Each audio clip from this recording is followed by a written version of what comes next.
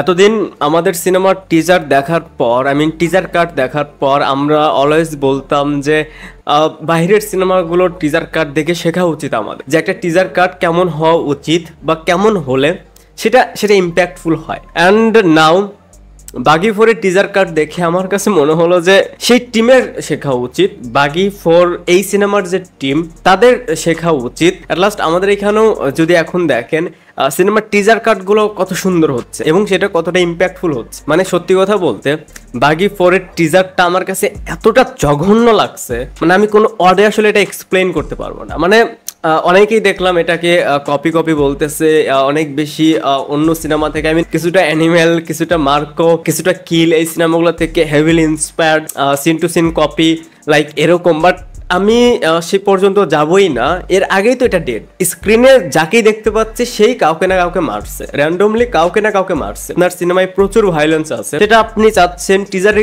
কিছুটা দেখাবেন, এটাতে দোষের কিছু নেই। বাট পুরো টিজারটাই যদি আপনি সেভাবে ডিজাইন করেন, আপনি আজ অ্যানিমালের টিজার কাটটা দেখে নিন, একটা টিজারে 3-4টা পার্ট থাকে, সেইখান থেকে আপনি যদি 3টা পার্ট ধরে নেন, starting, mid point and finishing, যদি এই 3টাও ধরেন, বাকি টিজারের ক্ষেত্রে আপনি পাবেন না। মানে জাস্ট র্যান্ডমলি যে যেমন পারতেছে শুধু মারতেছে, শুধু কাটতেছে। রিসেন্ট টাইমে বলিউডের যে কাজ হচ্ছে এতটা জঘন্য, লাস্ট হাউসফুল 5 দেখেছি, রিভিউ দেওয়ার ইচ্ছে হয়। মানে তাদের কাজ দেখে আপনি এটা ফিল করতে পারবেন যে ভাই টাকা আছে, প্রডিউসার টাকা দিয়েছে, বাট ভিতরে আসলে কিছু নেই। আর যদি এই ফিল্মের লিড অ্যাক্টর টাইগারকে নিয়ে বলতে বলেন, তাহলে আমি বলবো যে এরা কখনো আমার অ্যাক্টর মনেই হয়নি।